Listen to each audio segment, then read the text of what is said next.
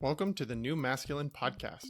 This is a place where masculine identifying people come together in community to disrupt outdated models of masculinity and together construct new models for our way forward as men. As a special note, while this conversation is between men, this podcast values all beings and seeks to create positive impacts for all. I'm your host, Travis Stock. I am a master life coach, an equus coach, which means I often partner with horses when supporting clients, and I'm a teacher. In my coaching work, I am passionate about the balance of masculine and feminine energies in each of us, regardless of gender. I seek to help others nurture a relationship with both types of energy, which often leads to a greater sense of wholeness. And yet what I found in my work with men is that many of us have been taught messages about what it means to be a man by first teaching us to avoid anything that is associated with the feminine. That avoidance leads to few experiences of intimacy, emotions outside of anger, vulnerability, or even a sense of belonging. Striving to comply with these models of masculinity has many of us feeling isolated, ashamed, unworthy, afraid, angry, and depressed. That's why I started this podcast, to bring men together who are ready for something new, something more whole. I don't know about you, but it feels like we live in a world fraught with shame. So many of us are trying to figure out who we need to be in order to be loved, accepted, and/or successful, while constantly feeling like we are not enough as is. I certainly internalized a healthy dose of shame growing up, and a big part of my life's work has been learning to find internal safety in the face of an external world that can often reinforce shame. My next guest, Pete Armstrong, is another guy who understands this type of internal work, as his personal journey is marked by addiction, divorce, single parenthood, and starting all over. Now, Pete is a certified trauma-informed coach whose work focuses on helping high-achieving men break free from inner struggles, master their emotions, and create real confidence, connection, and purpose without sacrificing success. Some identities that are important to him are father, leader, and entrepreneur. I'm excited he's decided to join us, so let's welcome Pete Armstrong into the New Masculine. Thanks for joining me, Pete. Thank you, Travis. Happy to be here, brother. Is there anything I didn't mention in that intro that feels important for people to know about you? I think that covers it very well. I think at the end of the day, what I care, my primary passion is helping myself be be the best father I can be, but also helping men be amazing fathers and partners. I feel like those closest relationships are really tied to our own happiness and well-being. So those are the places I love to see men grow, and I love to help myself grow. I love that you see that your own personal work in this, your own personal growth in these areas is just as important as the work you're trying to offer. And I think that I love when men who are doing men's work can acknowledge that, like, hey, I'm on this journey too. Well, I mean, at the end of the day, I'm still trying to repair and reconnect to that little boy. Mm-hmm. Yeah, I hear that.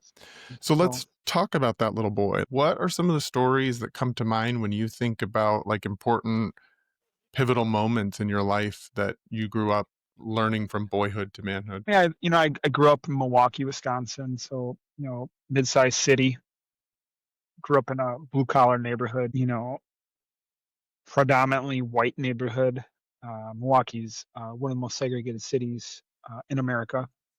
But I also had the gift of going to public schools, which allowed me to interact with all ethnicities and races. And I use that word very intentionally. It was a gift because it allowed me to be with other people.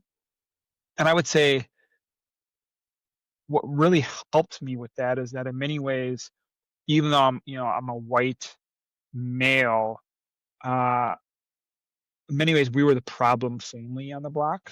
And my parents, my dad was aggressive and argumentative and yelled a lot. And he even got in arguments with neighbors. And I can remember like playing in the alley, playing basketball or baseball or something, and like hearing my dad yell, like in the summer, right, with the window when the screen's open.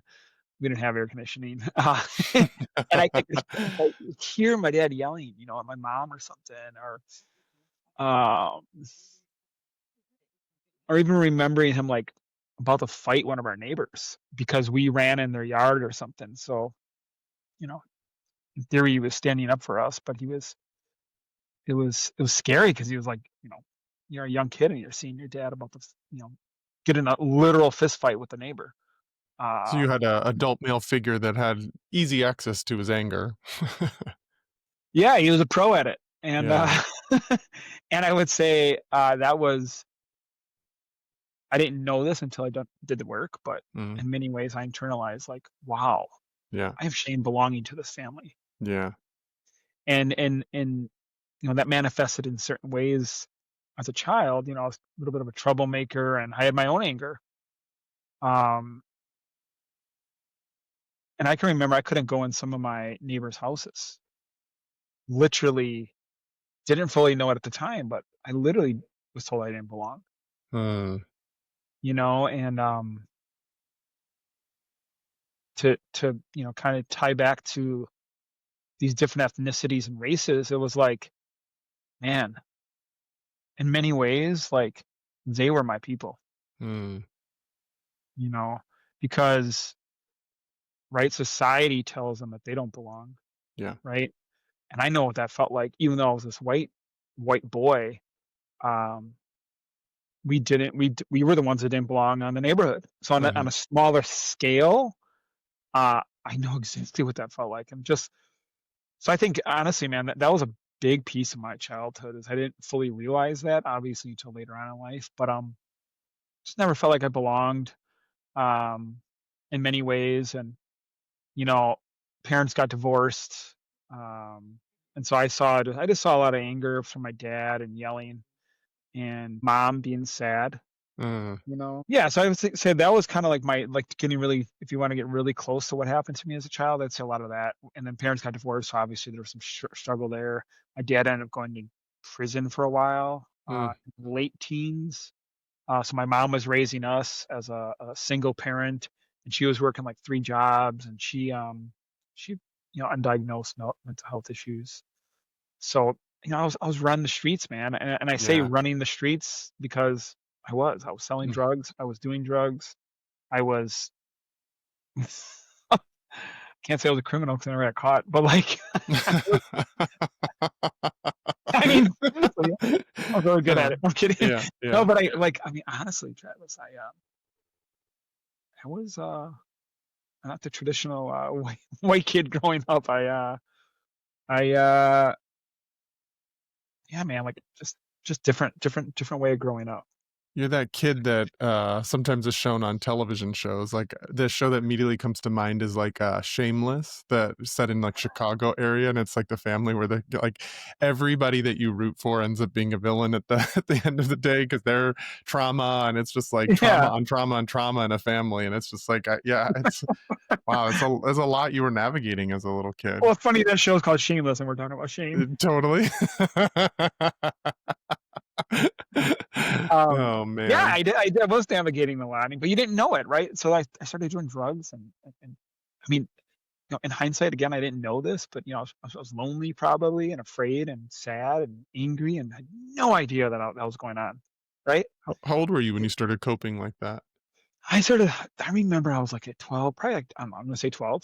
I Wow. remember like coping with pot. Found my dad's marijuana, and we started smoking. I remember my brother, 12 or 13. He was younger than me by 2 years, and also like magazines, pornography magazines, Mhm. Playboys.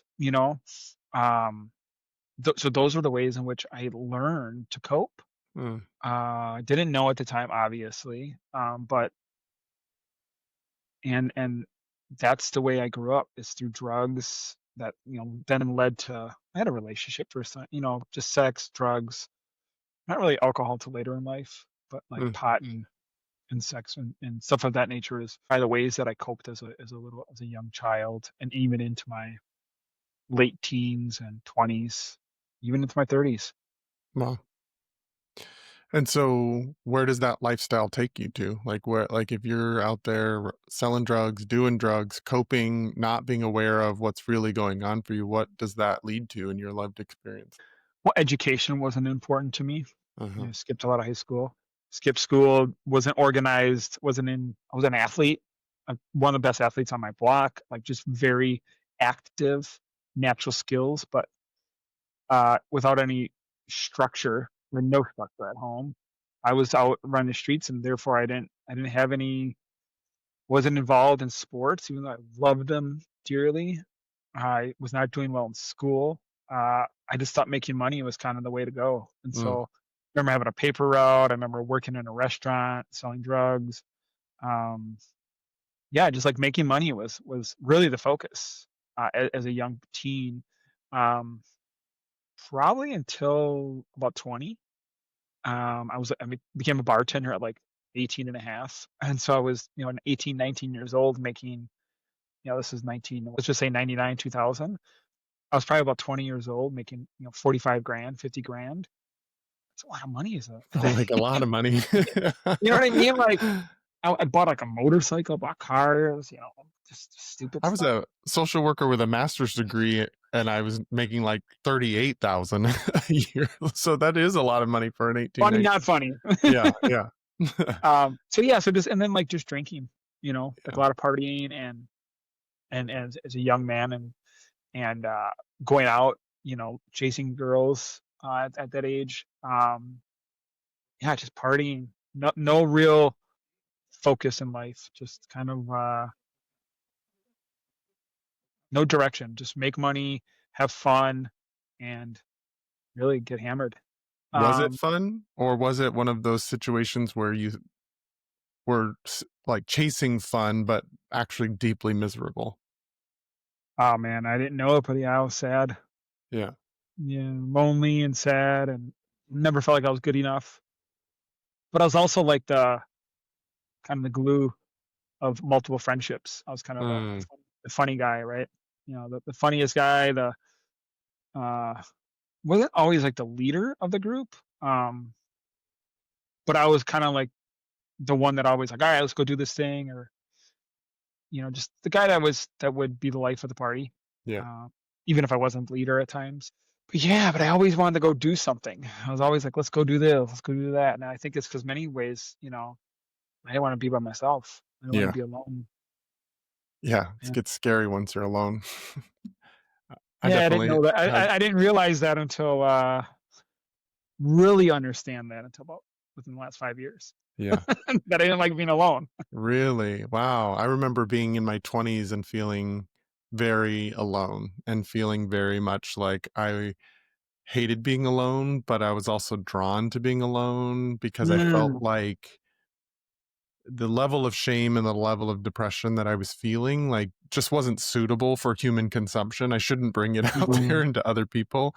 And Mm. so like I definitely isolated, but I felt this loneliness that really kind of self-perpetuated itself. I remember being really alone and how scary that was to be alone, and yet how Mm. much it felt important to be alone. So it's interesting that Mm. you kind of went out and socialized and avoided that way, and are only within the last 5 years coming to terms with how lonely that actually you actually were and how afraid of that you were.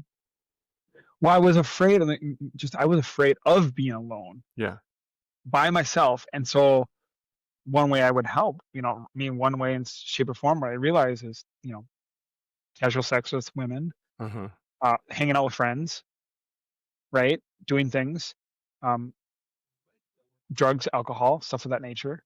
Uh, in many ways, I was numbing or avoiding, and didn't fully, realize that. I mean, I had therapy at 35, so I started at 34 actually, so it's about 10 years ago. But to make clear, like I didn't fully realize and become aware that I did not like being alone until the last probably 4 years, I would say, in Hmm. the journey. So as a matter of fact, Travis, I don't want to get too far ahead, but last year I did 2 retreats. One a silent retreat, which in many ways I was by myself, but I was also connected. And then I did a solo retreat by myself. This is big for 4 days. And I was actually afraid. I was actually Mm. afraid going into it. Wow. Yeah, like I was afraid. Like, what if I don't like who I am? Hmm. Those thoughts came across my mind. Literally, they came across my mind. Like, what if I find out that I don't like who I am? Is It's there any sad. more like classic shame-based question than that? When it comes down to it, it's like, Yeah. uh, what if I don't like who I am? Or what if I already know I don't like who I am? Yeah. She's not about what if I don't like who I am. It's more along the lines of, can I be okay by myself? Hmm. Like, you know, total, anxious attachment in many ways. Yeah. For us, anxious attachment. But I mean, honestly, I came out of that like I love myself more than I ever have. Oh, Like, beautiful. oh my God, I love you. I'm like, I seriously, I'm like, I love me. I'm not like in a, a proud, not like in a narcissistic way, but just in a humble,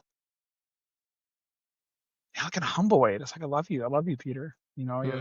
You really do care. You really do care.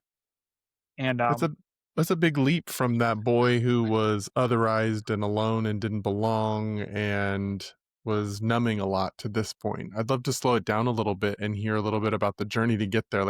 I heard you say you started therapy around 34, 35. Like, what was that transition phase like? Like, what made you jump into that?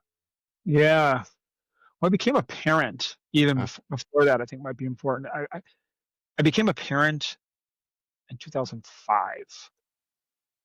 I was 25. My firstborn, Frances. Something shifted in me, mm, right? Like she was the first time I experienced love. mm-hmm, Like I didn't never felt loved by I just didn't feel. I kind of felt loved by my dad, even though my dad was absent. I didn't really feel loved by my mom. Um, but when Frances was born, it was like, whoa, like wow, this is cool. different kind of Um, love when you don't have to go, I think I did. It just is. yeah, I mean, and so that happened. Then I had my second child. We had our second child, 2008, Etienne, and he was born with a congenital birth defect where we didn't know if he was going to live, Mm, and that was really hard. mm, Yeah, and like just whole new level of love and surrender and acceptance. Words I'm using now, I had no idea I was using them then. totally. Yeah. When you go to a wow, man, I haven't told the story in a while. I'm actually getting a little emotional. Yeah, man, when you like,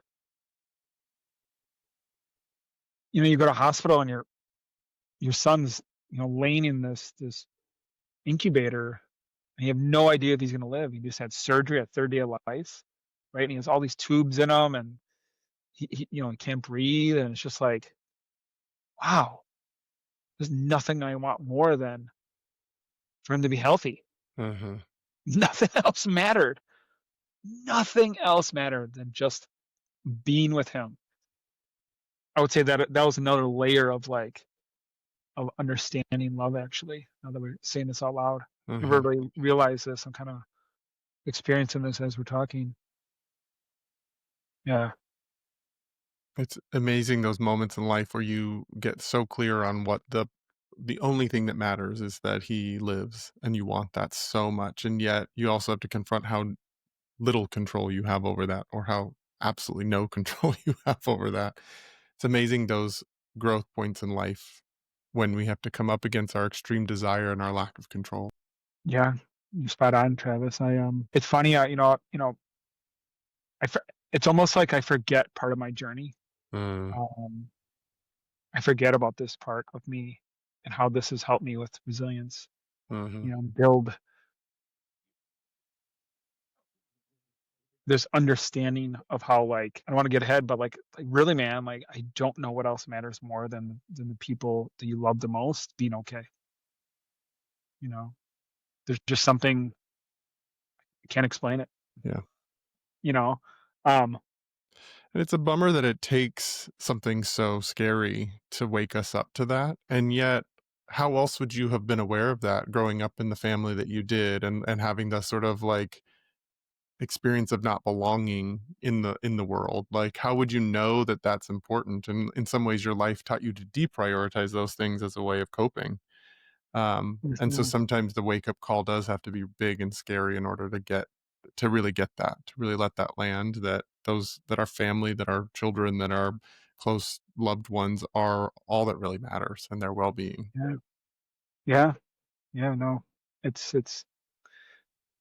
huge, man.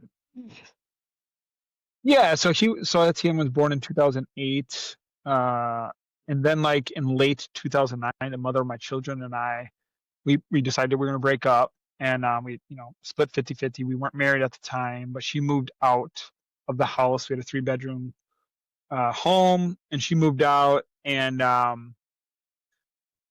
excuse me, I knew I wasn't gonna be able to afford that anymore, that Yeah. flat, but I didn't know what was gonna happen. But then like on January 2nd of 2010, so like about 4 months later, we've been to kind of basically sharing custody.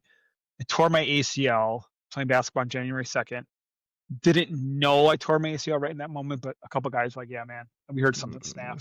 Oh. And it hurt Oh. bad. And just it was Yeah, just a my knee weird. is like aching just thinking about it. And and so, but then, man, and this was during the economic downturn, 2008, 2009 crisis, right, and financial crisis, and then on Monday, the 4th, I got called in early and they laid me off from my job, Whoa. and so I was like, You were just getting hit. and I was like, seriously, I didn't believe in God at that time, but I was kind of like, really, if there is a God, like, what's going on? Wow. Yeah, and so I had some really big decisions to make because I knew I was going to be a good candidate. Because I went to the doctor and I'm like, I'm going to get it repaired, and they said there was surgery, rehab is like 6 months to a year. You're going to be in a. It's just going to be a really tough process. The recovery Mhm. is not fun. They said it's really painful. And I was a manager at a time, and so I had a decent living, and I got a severance package. So I was able to kind of trust some advisors, talk to some people, and what I decided was, at that time, this was like in early January. I think I think Obama administration was giving out like money for student loans for people Mm. like me, honestly, who were like laid off, and so I just, you know what, I'm gonna go back to school. I was 29 years old. Didn't ha- I was a college dropout at that point. I went for like a year and a half. And so I decided to go back to school, and I also decided to like explore um, God. And so I Mm. took a course at a local church, and I decided to go back to school. This is UW Milwaukee, and then we moved into me and my 2 kids. We moved into a 1-bedroom apartment, and it was on the 3rd floor with no elevator. Oh gosh. And dude, honestly, And man, a I just bum remember leg. like walking up and like my whatever, for like 3 years old, just carrying groceries, and I got my son. Dude, I mean, it was the struggle. It was hard. It was Uh-huh. hard. Yeah. But yeah, man, again though, like we were in this 1-bedroom apartment, sleeping in the same bed, co-sleeping, you know, like I didn't have everything, but I had everything. Mhm. I was broken, but I was broken physically, mentally, and financially, spiritually, every which way possible. But there was a part of me that just was like, I was okay. Mhm. I was healthy because like I had my kids, in some way, shape, or form. And then like about a month into that, Travis, the mother of my children, she was like, "Well, I'm moving to St. Louis and I'm taking the kids with me." And I was like, "Come on, really?"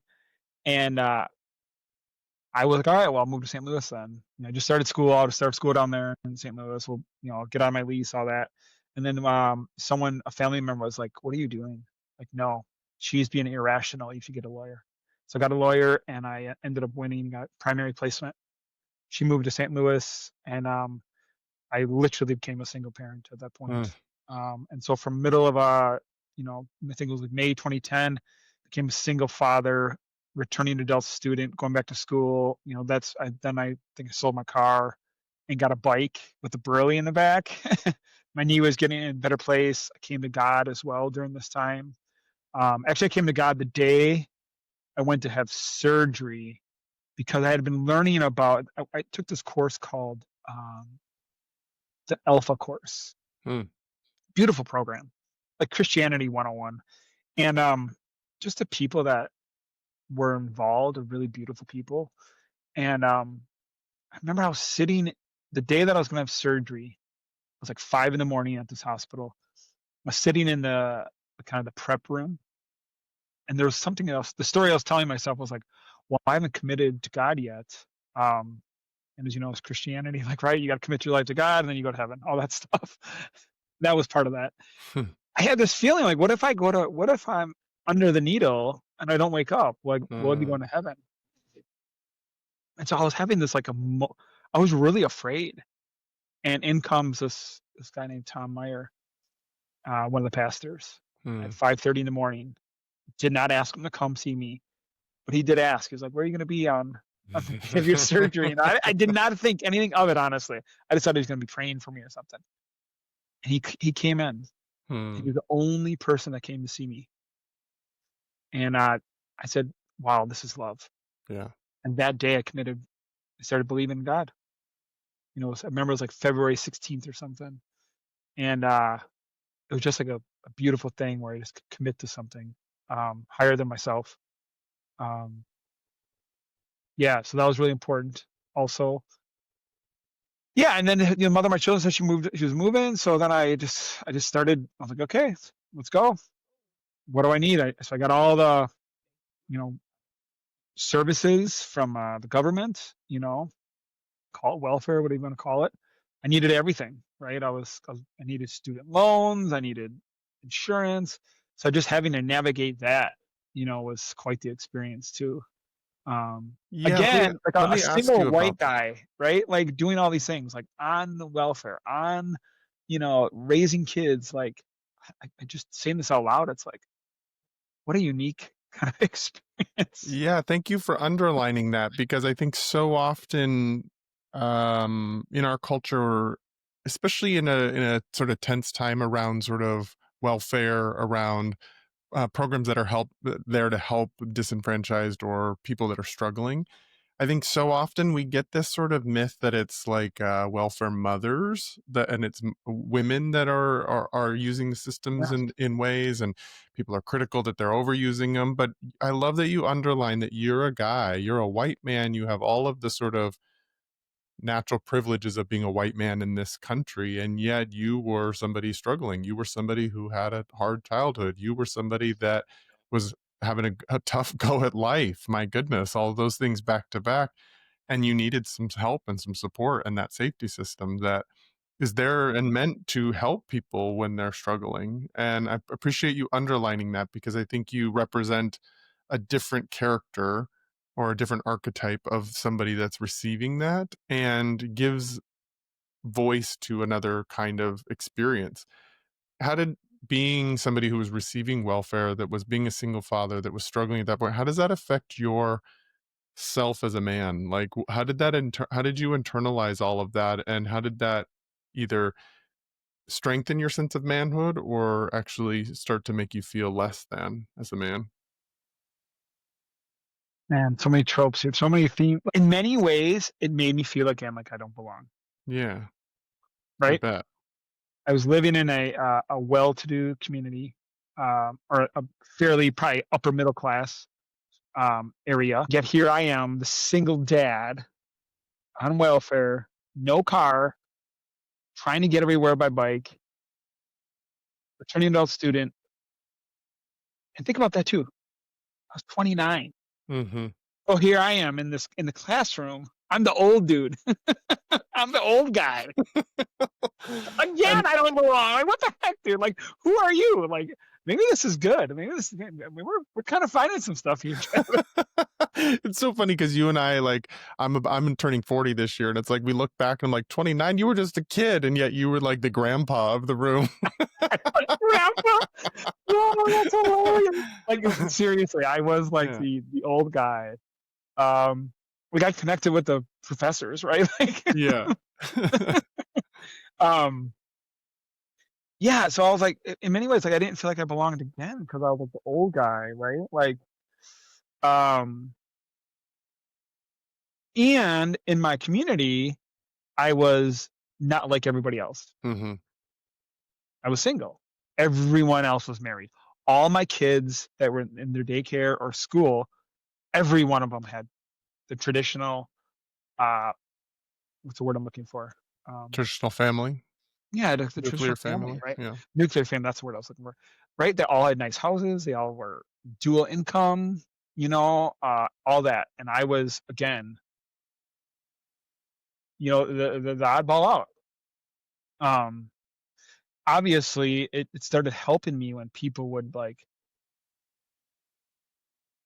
I got a lot of help, Mm. not just from like governmental programs or even local programs at UWM, but also just like people like through church, like people would give me their cars, let me use a car. Um, and then a lot of people were like, I didn't realize this until like a couple years of doing this. Like people looked up to me. They were like, dude, man, like what you're doing, man, I really admire you. Mm. You're doing an amazing job. Like I'm I'm happy you're in my life, kind Mm. of stuff. But the challenge is on the outside, in many ways, I was doing some pretty cool things, and I can say in hindsight, I'm proud of myself, but I was still dying inside, man. Yeah. I was struggling with still the shame because I hadn't had therapy at that point. I still didn't believe in myself. I was coping with my just the stress of and uncertainty of being a single parent, a returning adult student, having really no money, living off of student loans, uh, not having a healthy life balance. I mean, when the kids weren't around, like when they go to their moms or in St. Louis, I would just be on basically be drinking all the time. At this time, I also was dating a couple different women.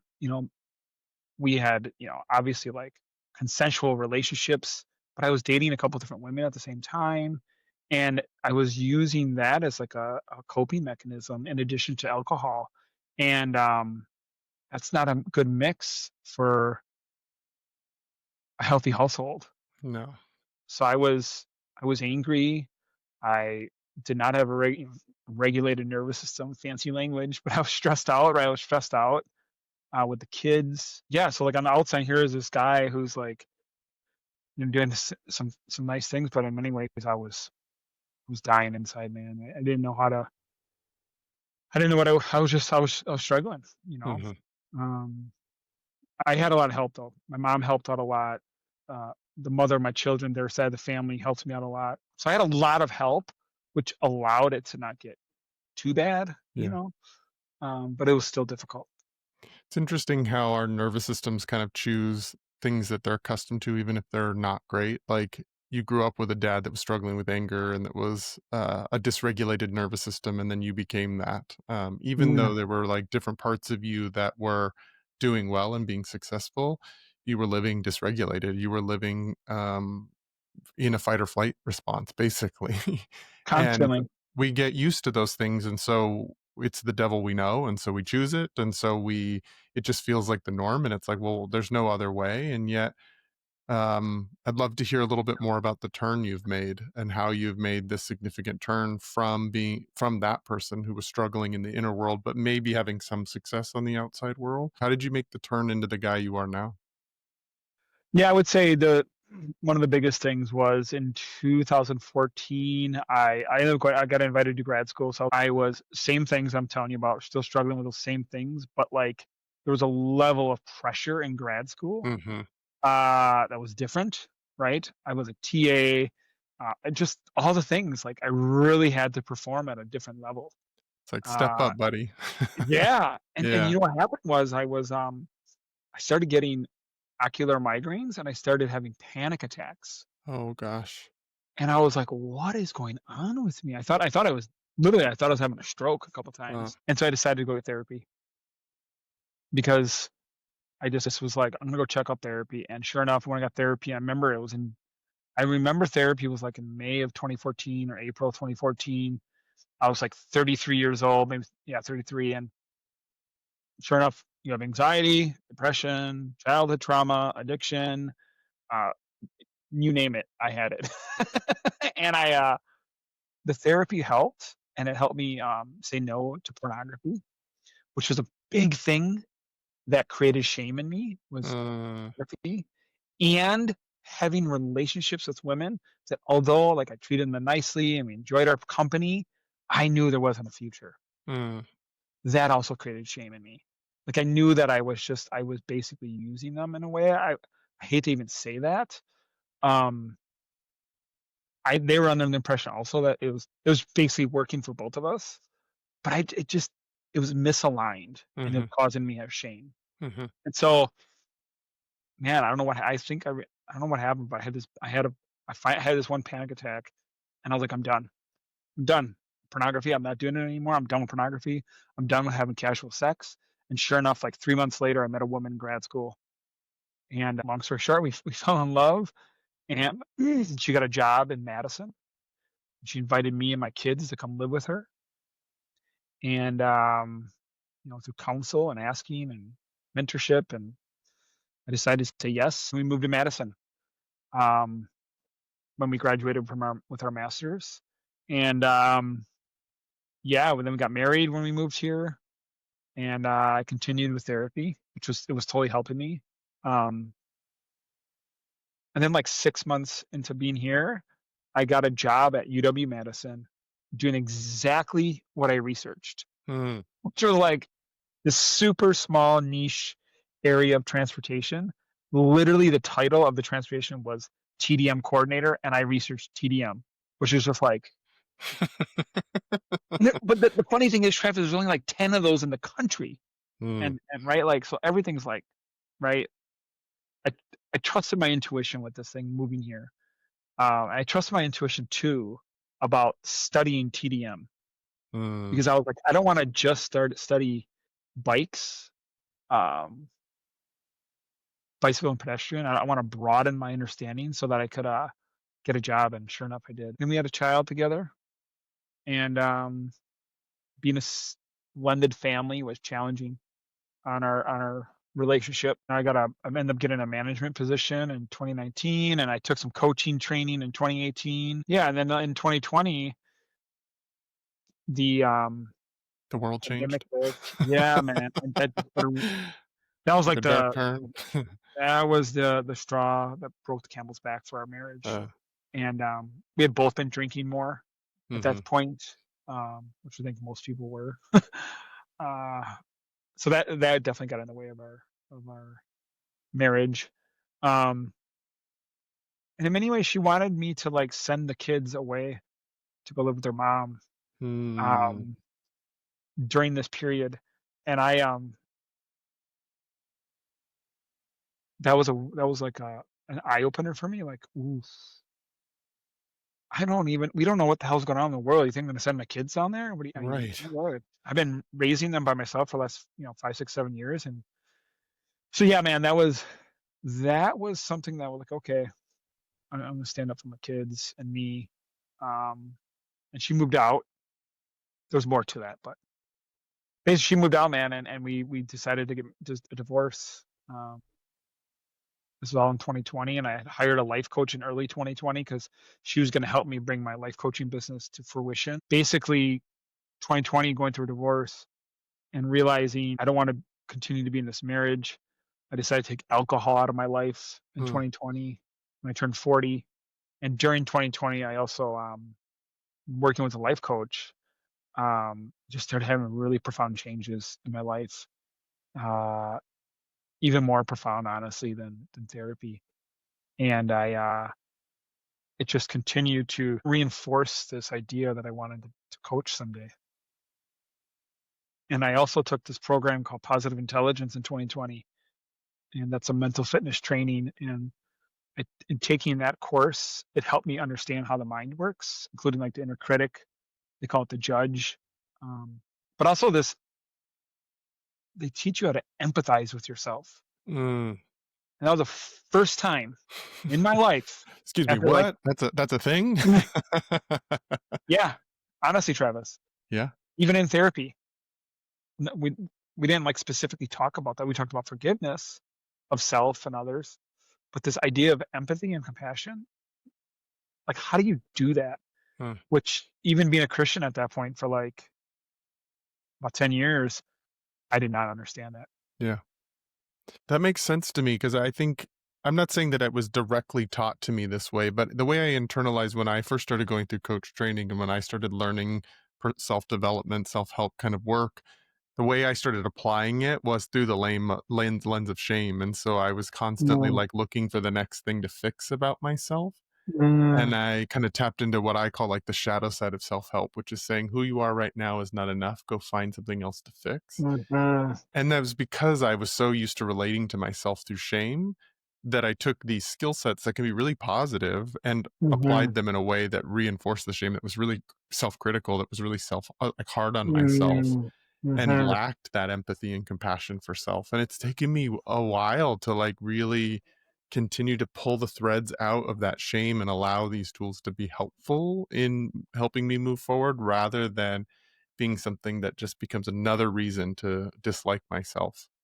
Yeah. Well, I think what this program taught me with empathy is like they we talked about some, you and I just where we hopped on here is one of the tools they use in this empathize power they call it is looking at your younger self and how can Mhm, you empathize with your younger self. And honestly, like that was like it was actually hard for me to even empathize with that little boy. mhm, But then they're like, well, if you can't empathize with yourself, find someone who you love that you can try to empathize. It could be a dog, it could be your child, it could be your grandma. And I picked my son. mm, This picture of my son, Travis, I bursted out crying because yeah, it looked exactly like me. mm, And I was like, if that little boy, if my son Etienne felt the same way that I felt at his age, I would be devastated mhm, because I don't want him to feel that pain. And so at that point, something switched inside of me. I was like, wow, Peter, it's been really hard being you. mm, And I just started from that point forward. And this is like October of 2020. That set me forth to say, I believe in you, Peter. I love you. And I want to have better relationships with my kids.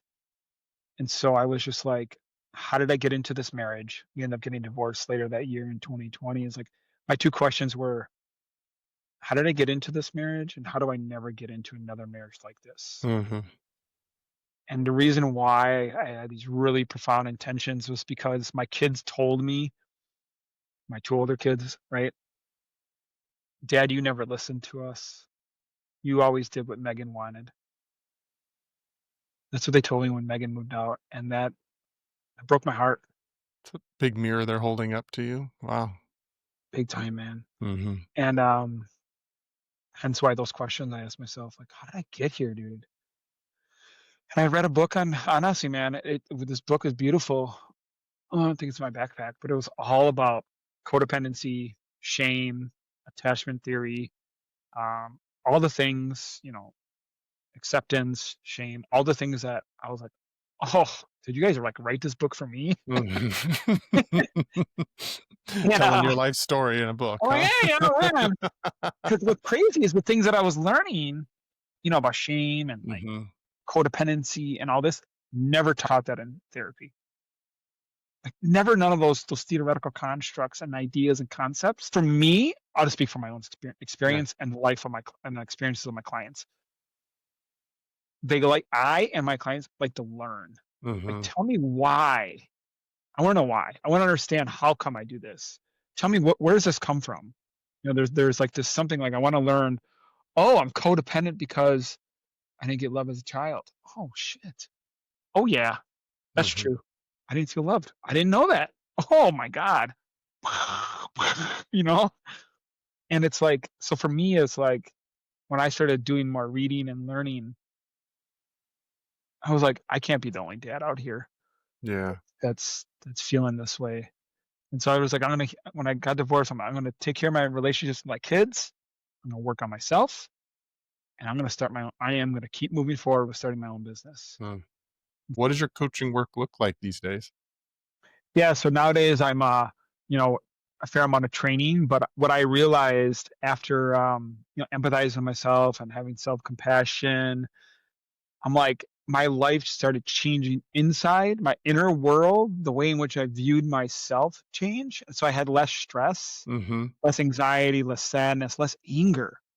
Wow. That's crazy. I had less anger. When I started empathizing with myself, I had significantly less anger, which which I started understanding. And also what I realized a lot of time my anger, I would yell at my kids. That was one of my struggles, man. It would and that would, I realized it wasn't even anger. It was fear. Mm-hmm. It was fear. I was afraid. I've been afraid my entire life. But in many ways it was anger was the way that I presented. Right.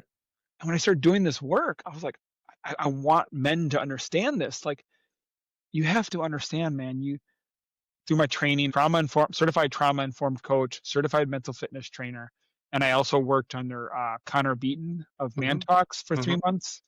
Um, and then I love Gabor Mate's work, so I'm very much rooted in like I see the world through the lens of trauma. Mm-hmm. Like in many ways, we've been disconnected from our authentic, loving self, and when we're from that place, we're going to seek everything and anything to feel better.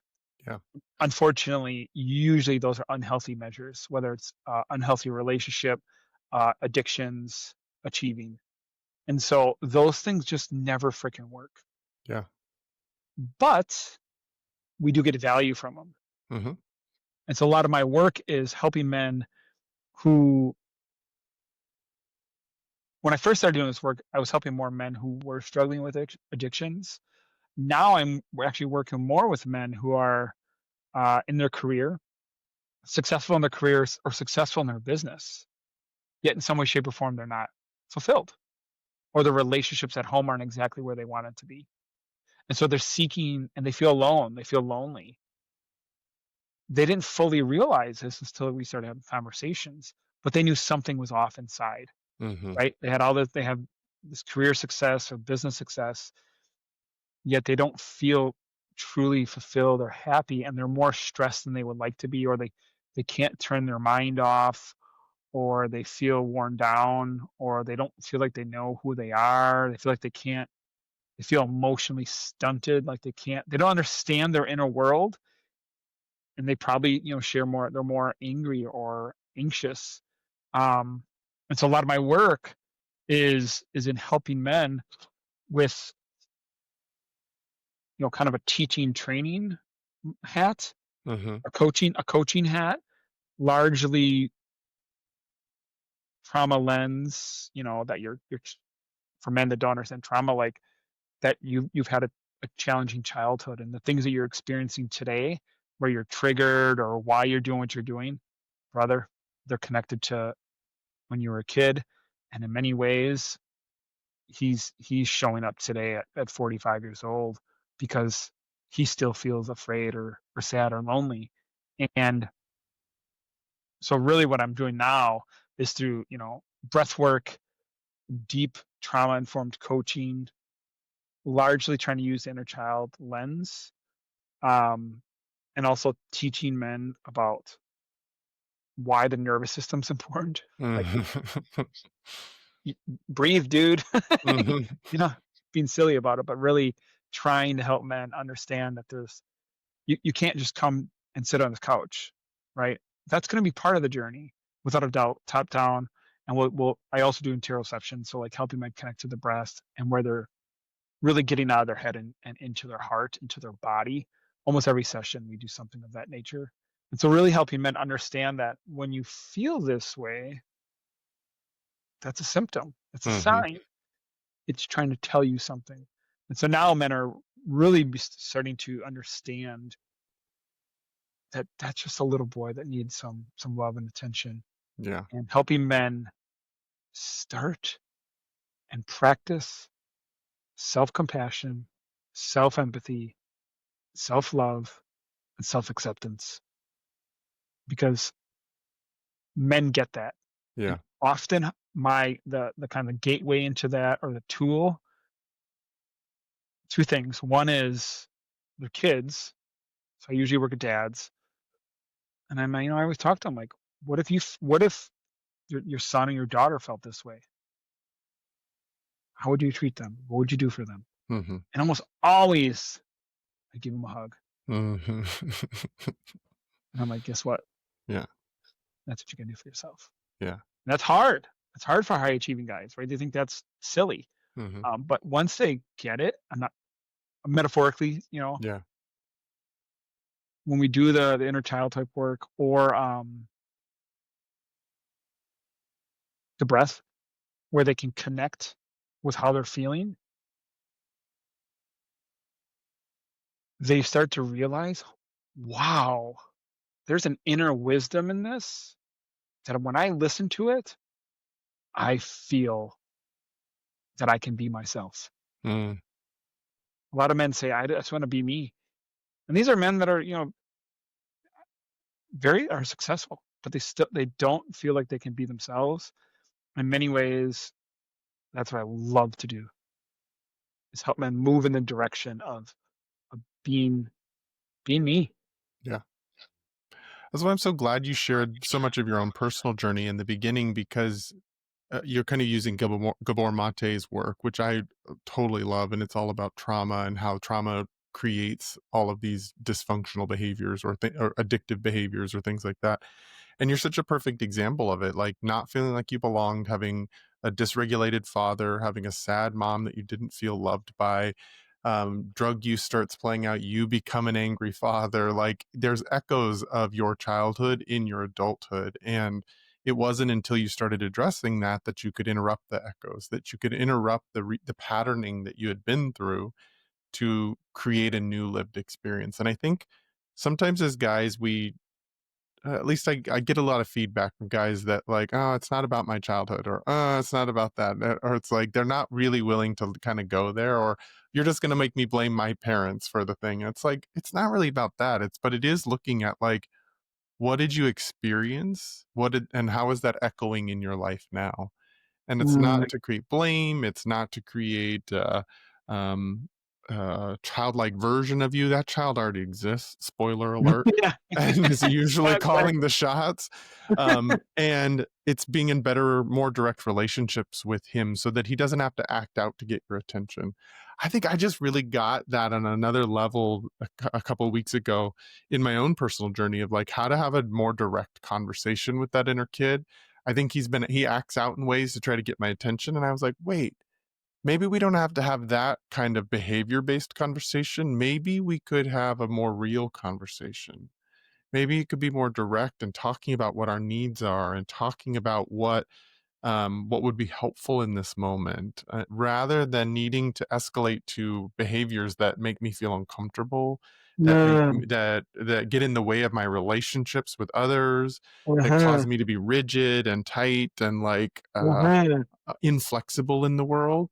What if I could Uh-huh. just have like some more direct conversations with that part of myself? And so I love you sharing your story, because it is such a perfect example of why you and I are so interested in our coaching work, in finding that little boy, in Uh-huh. finding where those earliest patterns of dysregulation started, so that we can put knowledge of like, okay, that's where it comes from. Is that something I want to continue playing out, or do I want to make a new decision for myself? Do I want to ask myself those hard questions that are like, how do I not experience that again? How did I get here, and how do I not experience that again?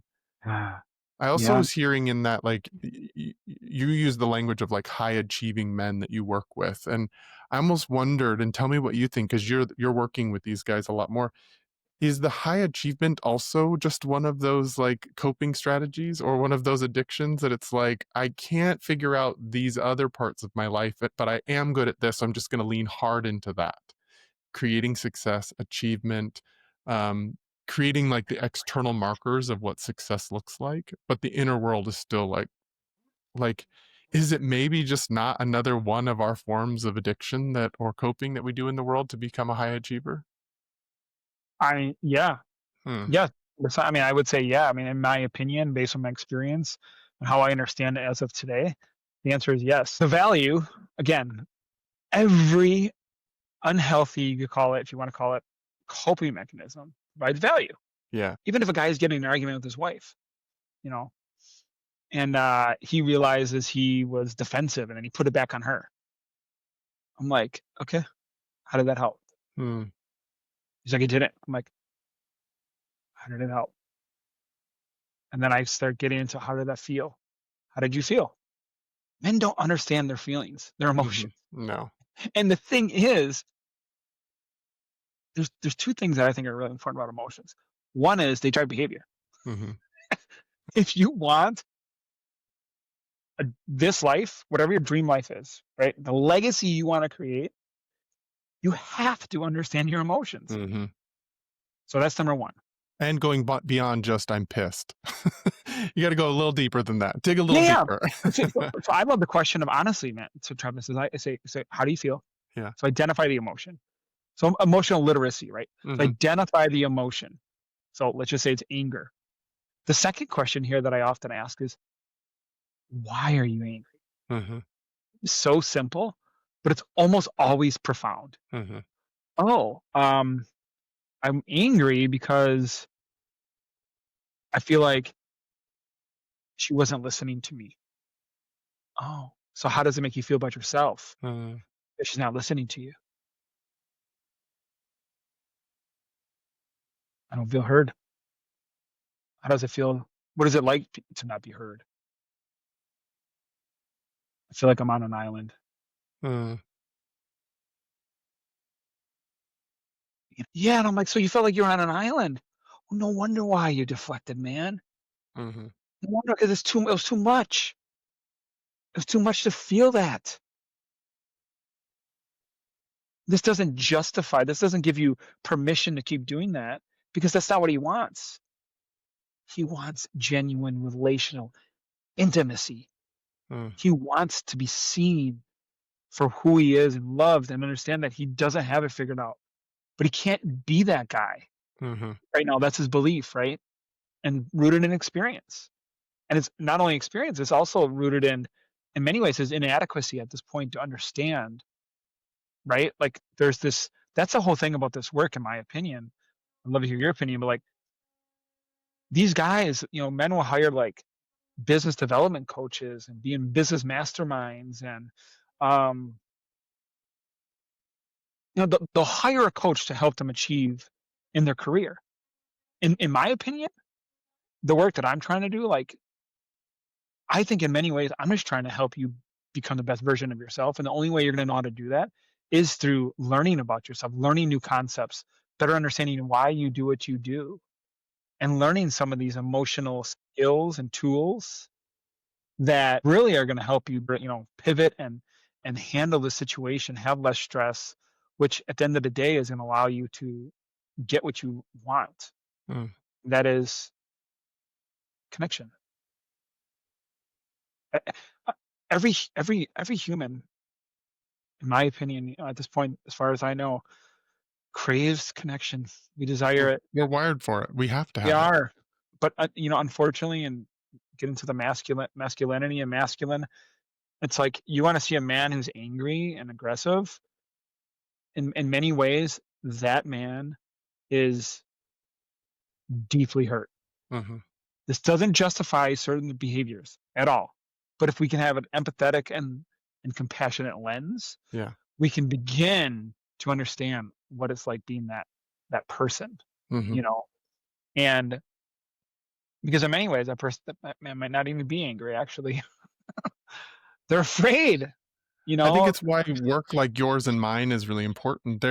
We've been through a cultural phase of calling out men's bad behavior, and I think it's important and valid work to be doing that, to be calling out bad behavior and saying that's unacceptable, to draw attention to unacceptable behaviors when men use power over, when men are hoarding power, when they harm other people. And yet, if we don't take the next step which some of us can do. It's not the responsibility of other people to do. Some of us can do this work with guys, which is to actually find out where they're hurt, where they're isolated, Mhm. where they're struggling, so that we can actually find new patterns, find new ways of showing up in the world, find new regulated men in the world that can help us take the next step. Part of the reason why you and I and I don't work with just guys that are. As a matter of fact, I don't work with a lot of guys who struggle with that deep aggressive anger. But it doesn't really matter how it manifests. In some way, shape, or form, we need to understand that in the grand scheme of things, these things weren't talked about when our dads were parenting. Yeah, totally not. What does that mean? That means that the generation before that have no idea.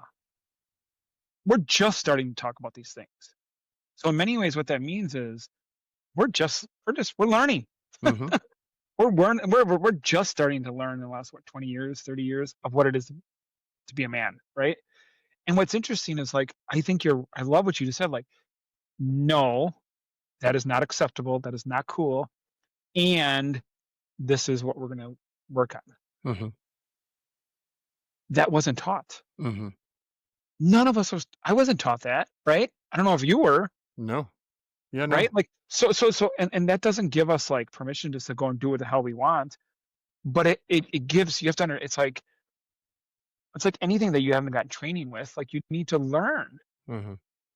It's, and so that's important here, I think. In addition, it is your responsibility, right? It's not your fault, but it is your responsibility.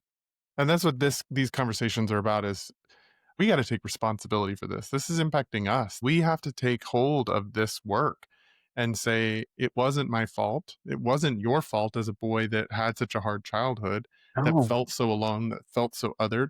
It wasn't my fault that I felt so othered and alone as a kid. These are things that happen to us. And yet I take responsibility for my well-being going forward. And I take responsibility for the relationship I'm having with my scared little otherized boy, so Mhm. that I can actually step forward in ways that are beneficial for myself and those I love around me. And I hope that that then ripples out further beyond just my family. But I got to do it here first. The other day, I had a conversation with a man who's been a pastor and a therapist for 40 some years. And I said, I was telling him my journey last year that I went through this whole inner child healing and training and all this. And I was like, Scott, I don't know, man. 'Cause I did a training last year and I went to a program also last year for myself. Hmm. That just became like this amazing epiphany and more love and more acceptance and more profound understanding of what it is to be human. And I was sharing the profound understanding I had in growth and how I'm doing it now with my guys and helping my clients do this. And I was like, do you use the inner child approach? And what do you think about it? Right. And I said, it's like this important healing process. And he looked at me with like, and he's not really like this super stern person, but he was like, it's the only way. Mm. And I was like, okay. Okay, period on that sentence. I'm not, but I don't know about you, man, but like for me, I'm new to this. I'm only 3.5 years in, 4 years in. I don't, I, I only know what I feel and my Yeah. experience. And so sometimes I'm like, I even second guess myself. Mm. Like, oh, they don't need this. Only I need it because look at my life. Hmm. So in many ways, that guy, I love him dearly. He's a mentor in many ways. Like he confirmed that I'm going to take it as confirmation that I'm on the right path. Yeah. You know, Beautiful. If people wanted to find your work in the world and wanted to start working with you as a coach, how might they find you out there in the world? yeah. Thank you, Travis. This has been great. I